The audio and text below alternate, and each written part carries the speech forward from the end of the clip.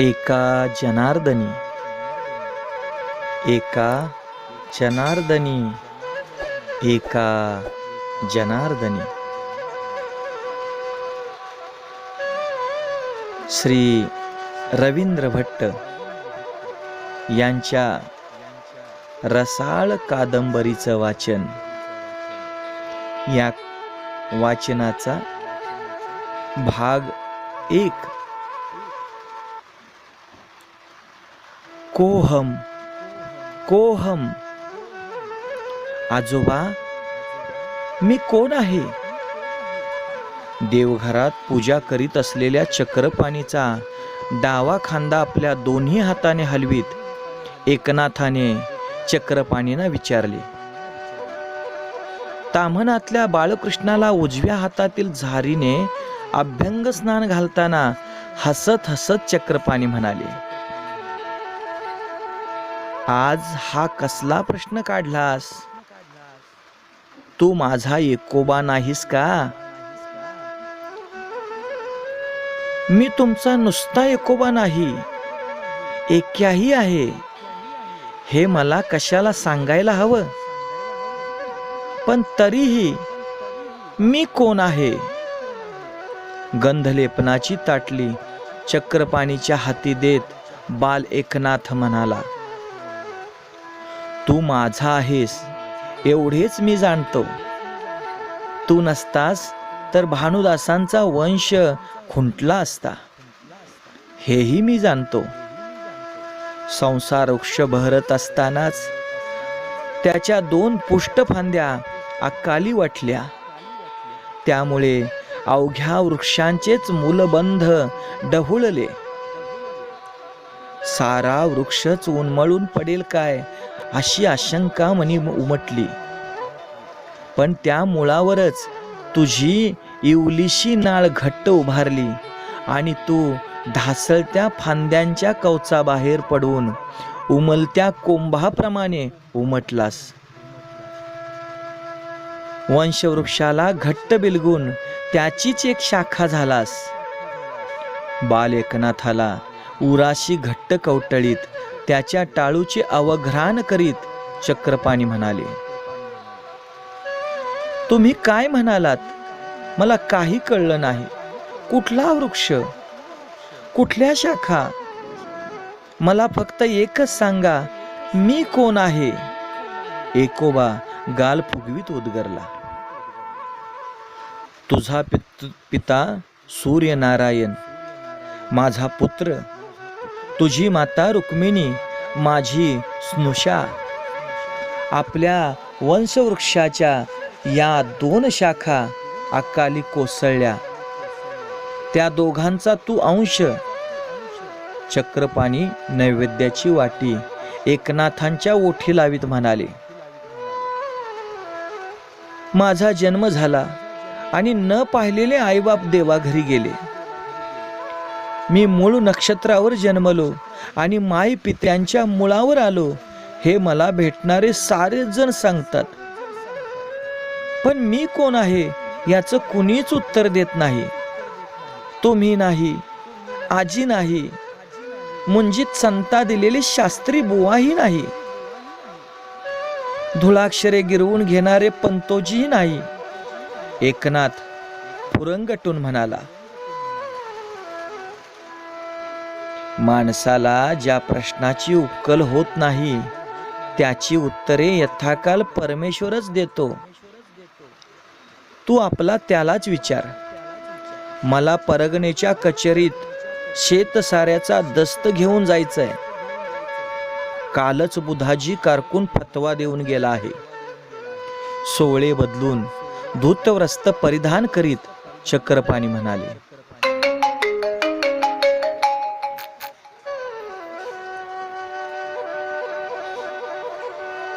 एकोबा, इकडची पूजा झाली असली तर सांग. दूध ओतला आहे फुलपात्रात म्हणून. स्वयंपाकघरात सरस्वतीबाईंनी साद घातली. चला सावकर, आजीचे ताकदपत्र आले आहे. चक्रपाणी हसत हसत म्हणाले, मी काय सावकर आहे? एकनाथ फुरंगटून म्हणाला.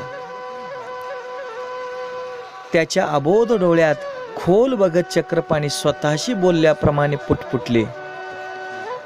सावकारच नाही तर काय, माझे सारे मुद्दलच गहाण आहे तुझ्याकडे. पण मुदलात मी कोण आहे हे मात्र तुम्ही सांगितलं नाही. देवाला विचार म्हणे, तो मुळात लंगडा आणि मुका. बोलवलं तर यायचा नाही, विचारला तर बोलायचा नाही. देवघरातल्या लंगड्या बाळकृष्णाकडे एकटक पाहत एकनाथ उद्गरला. काय विचारायचं आहे एवढं देवाला? दारात उभ्या असलेल्या सरस्वतीबाईंनी कौतुक मिश्रित स्वरात विचारले. मी कोण आहे असा रोकडा सवाल आहे चिरंजीवांचा. चक्रपाणी म्हणाले. कोण म्हणजे आपण त्याचे आजोबा. सरस्वतीबाई स्वतःच्या पायातल्या जोडव्याकडे पाहत उद्गरल्या. अगं वेडे, मी नाही, तो कोण आहे असा प्रश्न आहे त्याचा. मी म्हणालो, तू आपला देवाला विचार. तो म्हणतो देव मुक्का आहे. आता तूच सोडव हे कूट. नातवाच्या गालावर एक हलकीशी चापट मारीत आजोबा म्हणाले. त्यात कूट कसलं एवढं? अरे तूच आमचा बाळकृष्ण आहेस. चल आवर आता. चुरम्याचा लाडू खा, दूध पी. आता शास्त्री बुवा येतील अमरकोश सांगायला. आजी एकनाथाला पुढे घालून स्वयंपाक घरात घेऊन गेली. हे आई बापा विना पोरके पोर आजोबा आजी तळहाताच्या फोडाप्रमाणे सांभाळत होते. आपल्या या नातवाचा त्यांना सार्थ अभिमान वाटत होता. वडीलधाऱ्याविषयी त्याला आदर होता. सवंगड्याविषयी ममत्व होते. समोर येणाऱ्या प्रत्येकाला तो हवा हवासा वाटे. कुणी कधी चिडले रागवले तरी तो गोड हसून सारे साजिरी करत असे. मदतीला तर सदैव तत्पर. आजीच्या सारवणासाठी शेणकाला करणे त्याचेच काम. गडी माणसं होती, पण त्यांच्या बरोबर याचे हात शेणाने माखलेले. आजी दळायला बसली की याचाही कोवळा हात खुंट्यावर. आजोबा बाहेर निघाले की खुंटीवरचे उपरणे घेऊन हा झालाच हजर. घरी पाणक्या होता, पण पूजेची कळशी एकोबाच आणणार गोदामाईवरून. आजीचा उपवास असला की एकनाथ बसले खलबत्ता घेऊन शेंगदाणे कुटायला. दारी कुणी याचक आला तर पहिली बाळमूठ याचीच पडणार त्याच्या कटोऱ्यात. ओसरीवर कोणी अतिथी अभ्यागत आले की हाच पळणार प्रथम गुळ पाणी घेऊन. एकनाथ एकपाठी होता. शास्त्री बुवांनी संथा दिली की याची तोंडपाठ.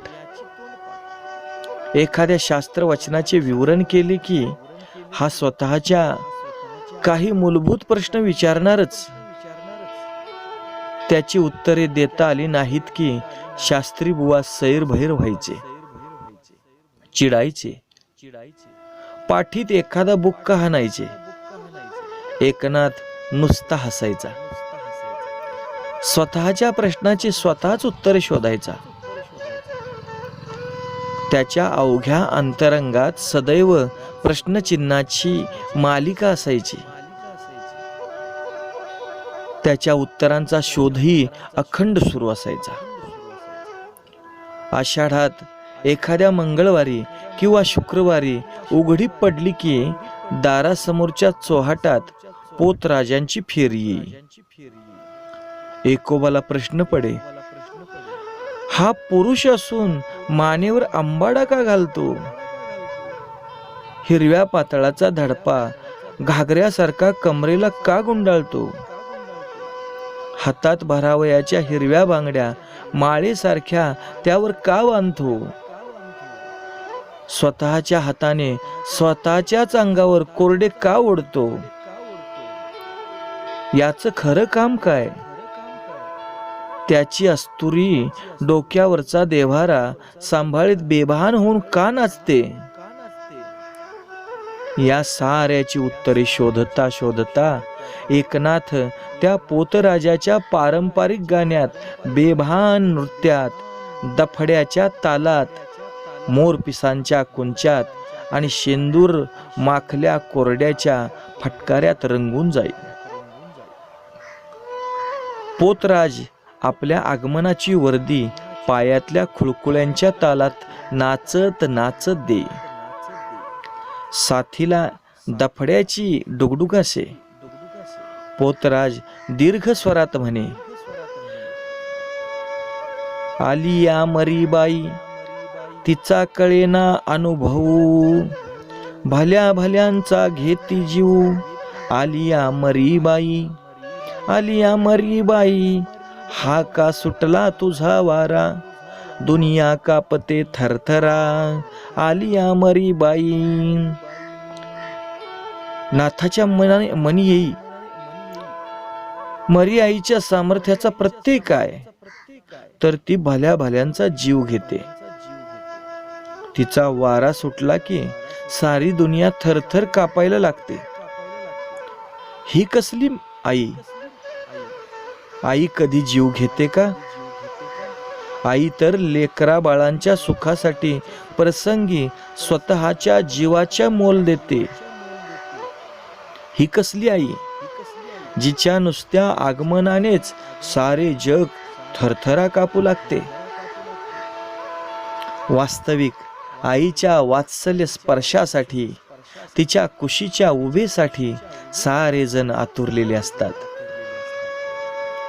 पण या मरी आईला नैवेद्य दाखवून लोक तिने बाधा करू नये म्हणून आळवणी करतात. हे सारे अज्ञानमूलक नाही का?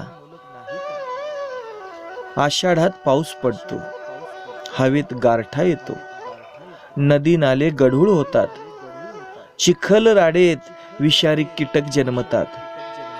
गढूळ पाण्यात कृमी असतात. कीटक चावून कृमी पोटात जाऊन शरीराला रोगराई पछाडते. देवीच्या नैवेद्यामुळे रोगराई थोडीच जाणार. पोतराजाच्या आत्मक्लेशाच्या नाटकामुळे इतरांचे शरीर क्लेश थोडेच दूर होणार. रूढी आणि परंपरा जर अज्ञानमूलक असतील तर त्या बदलायला नकोत का?